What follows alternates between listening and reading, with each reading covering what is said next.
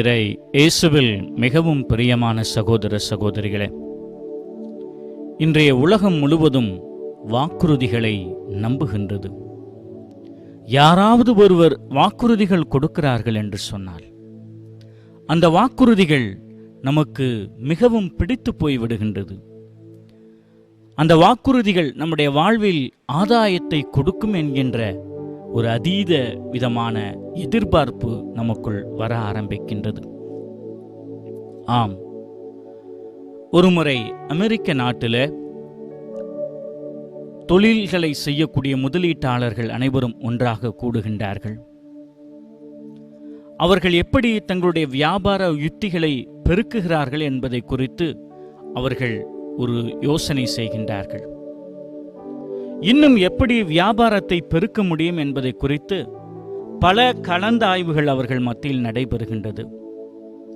இதையெல்லாம் பார்த்து கொண்டிருந்த ஒரு நிறுவனம் எப்படி இவர்கள் தங்களுடைய வியாபார யுக்திகளை பெருக்குகின்றார்கள், மக்களுடைய இதயங்களை கவருகின்றார்கள், தங்களுடைய பொருட்கள் விற்பனையாக வேண்டும் என்பதற்காக எப்பேற்பட்ட வாக்குறுதிகளை அவர்கள் கொடுத்து தங்களை தொழில் ரீதியாக முதன்மைப்படுத்திக் கொள்கிறார்கள் என்கின்ற சொல்லக்கூடிய விதத்தில் ஒரு ஆய்வு ஒன்றை மேற்கொள்ளுகின்றார்கள்.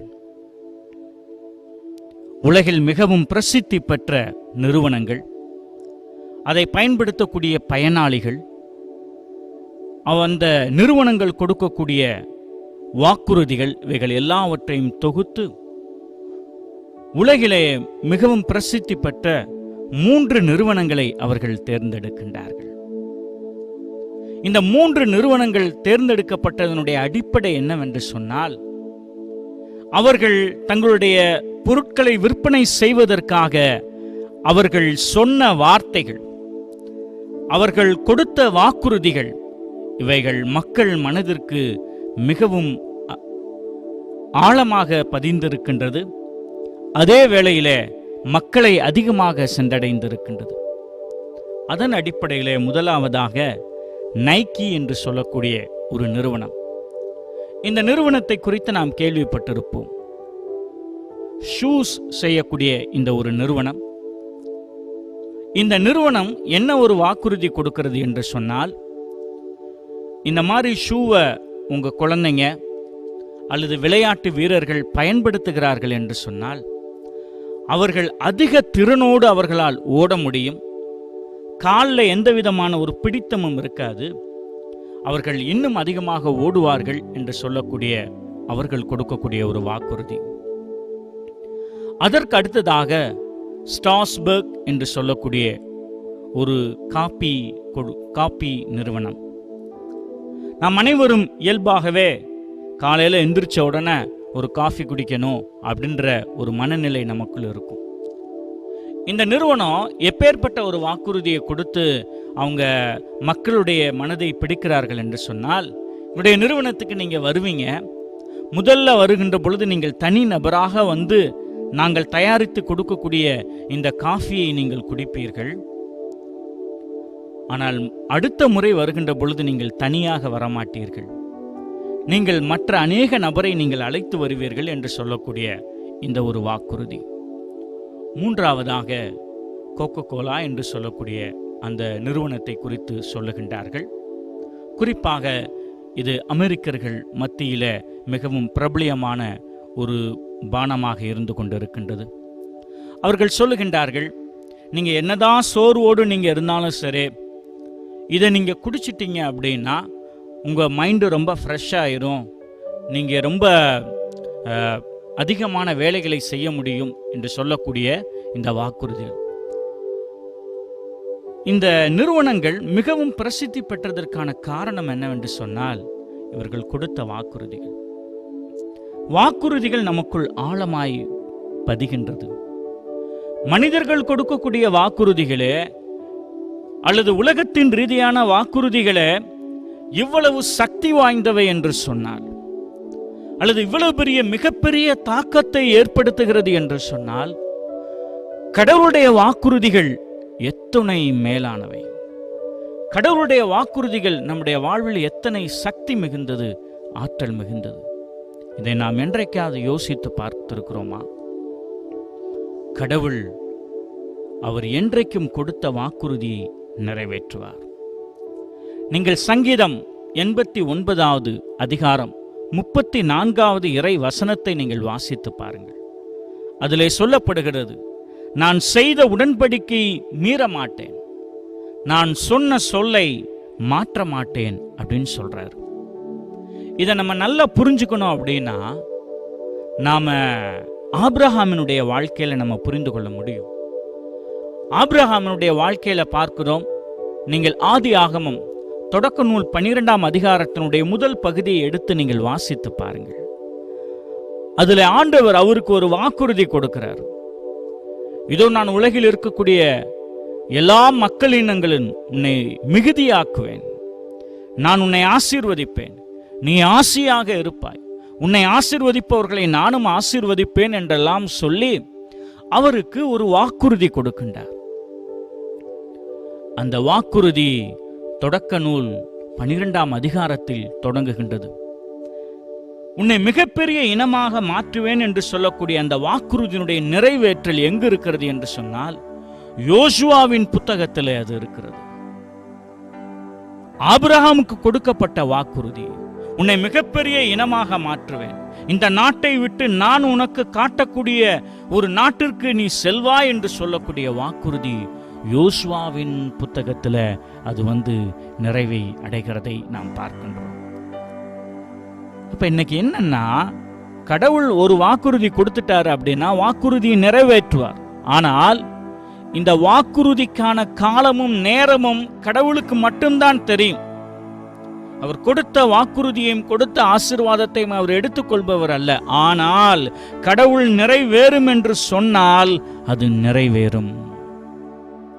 அதை அப்படியே அவர் நிறைவேற்றி கொடுப்பார். அப்ப ஆபிரகாமுக்கு கொடுக்கப்பட்ட அந்த வாக்குறுதி பல மனிதர்களை கடந்து யோசுவாவின் வழியாக அவர்கள் பாலும் தேனும் பொழியக்கூடிய கானான் தேசத்திற்குள் அவர்கள் காலடி எடுத்து வைக்கின்றார்கள். என் அன்பு சகோதர சகோதரிகளே, ஒருவேளை இன்னைக்கு நீங்க நினைக்கிறீங்களா, நான் நல்ல ஜெபம் பண்ணி தான் பல காரியங்களை செய்தேன், நான் கடவுளை நம்பித்தான் நான் இருக்கிறேன் அப்படின்னு நீங்க நினைச்சுக்கிட்டு இருக்கிறீங்களா? கடவுள் கொடுத்த வாக்குறுதி ஒரு நாளும் அவர் மீற மாட்டார். செய்து கொண்ட உடன்படிக்கை ஒரு நாளும் அவர் மீற மாட்டார். அவருடைய வாக்குறுதிகள் நித்தியமான ஆசீர்வாதத்தை நமக்குள் கொண்டு வந்து கொடுக்கும். மீண்டும் இதை ஆபிரகாமின் வாழ்க்கையில் தான் நாம் பார்க்கின்றோம். ஆபிரகாமுக்கு கடவுள் சொல்லி உனக்கு ஒரு குழந்தை கொடுப்பேன் என்று சொன்ன பொழுது வயது 99, சாராளுக்கு வயசு 90 வயசு. இப்ப மறுபடியும் கடவுள் கொடுக்கிறாரு, இதோ உனக்கு ஒரு மகன் கொடுப்பேன், அவனே நம் உடன்படிக்கையின் மகனாய் இருப்பான் என்று சொல்லுகின்றார். ஆபிரகாம் குனிந்து அவர் புன்முறுவலோடு யோசிக்க ஆரம்பிக்கிறார். எனக்கோ 100 வயதை நான் நெருங்கி கொண்டிருக்கிறேன், அவளோ 90 வயதுல இருந்து கொண்டிருக்கிறார், இது எப்படி ஆகும் என்று சொல்லி அவர் இஸ்மாயிலுக்காக அவர் ஜெபிக்க ஆரம்பிக்கின்றார். ஆனால் கடவுள் அவரிடத்திலே சொல்லுகின்றார், நான் இஸ்மாயிலை குறித்து பேசவில்லை, நான் உனக்கு பிறக்கப் போகிற மகன் ஈசாக்கை குறித்து பேசுகிறேன் என்று அவர் சொல்லுகின்றார். இந்த கடவுள் ஒரு வாக்குறுதி கொடுக்கிறார்னா அது எப்படின்னா, முடியாது என்று இருக்கக்கூடிய தருணத்தில் அது முடியும் என்று சொல்லும். அதுதான் டிஃபரன்ஸ். மனிதர்கள் முடியும் என்று சொல்வார்கள், ஆனால் முடியாது. கடவுளுடைய வாக்குறுதி ஒரு மனிதரிடத்தில் வருகின்ற பொழுது நம்முடைய பார்வையில முடியாது அப்படின்னு தோணும், ஆனால் கடவுள் அதை நிறைவேற்றி கொடுப்பார். இன்றைய நாளில் நாம் நம்முடைய வாழ்வை ஒப்புக் கொடுப்போம். கடவுள் கொடுத்த வாக்குறுதிகள் இன்றைக்கும் நம்முடைய மத்தியில் இருந்து கொண்டிருக்கிறது. இன்றைக்கும் கடவுள் நம்மை அன்பு செய்கிறார். ஒருவேளை நான் நினைக்கலாம், ஒருவேளை நான் பாவத்தில் இருக்கிறேன், பலவீனத்தில் இருக்கிறேன், என்னுடைய குறைபாடுகளினால கடவுள் கொடுத்த வாக்குறுதியை அவர் எடுத்திருப்பாரு அப்படின்னு நம்ம நினைத்து கொண்டு இருக்கலாம். ஆனால் சங்கீதம் 89:34 சொல்லுகின்றது, நான் செய்த உடன்படிக்கையை மீற மாட்டேன், நான் சொன்ன சொல்லை மாற்ற மாட்டேன். இன்றைக்கு நீங்க தான் அவருடைய உடன்படிக்கை. அவருடைய வார்த்தை இன்றைக்கு உங்கள் இருதயங்களுக்குள் புறப்பட்டு வரட்டும். கடவுள் உங்களை இந்த நாளில் ஆசீர்வதிக்க வேண்டும் என்று சொல்லி, நாம் செய்யக்கூடிய எல்லா காரியங்களிலும் கடவுளுடைய பிரசன்னம் இருக்க வேண்டும் என்று சொல்லி, இந்த பாடலோடு கூட நாம் இணைந்து இந்த நம்பிக்கையின் நேரத்தை ஆண்டவர் பாதத்தில் ஒப்புக் கொடுப்போம்.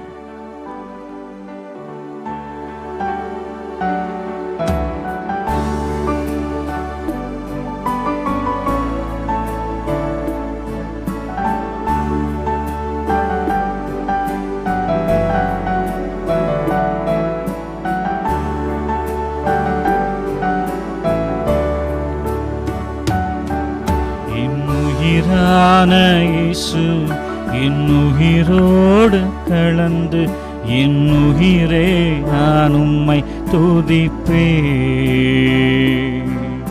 என் உயிரே நான் உம்மை துதிப்பேன். என் உயிரான இயேசு என் உயிரோடு கலந்து, என் உயிரே நான் உம்மை துதிப்பேன். என் உயிரே நான் உம்மை துதிப்பேன்.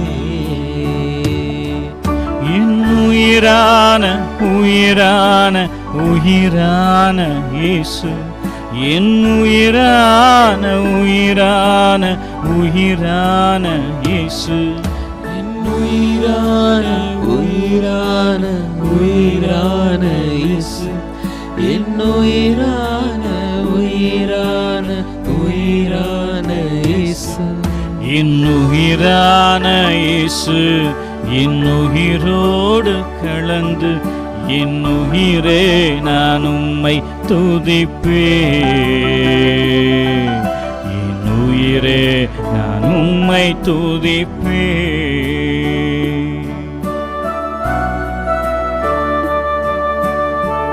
ஆண்டவரே, உம்முடைய வார்த்தைகள், உம்முடைய வசனம் எங்களுக்கு உணவாகும் ஆண்டவரே. அவைகள் எங்களுடைய உடலுக்கு மருந்தாய் இருக்கிறது ஆண்டவரே. இதோ இந்த நாளில் இரவும் பகலும் நீர் கொடுத்த வாக்குறுதியை நான் தியானிக்கிறேன் ஆண்டவரே. அப்பா, இந்த நாளில் நீர் செய்த உடன்படிக்கையின் ஆசீர்வாதங்கள் மத்தியில் கடந்து வரட்டும்.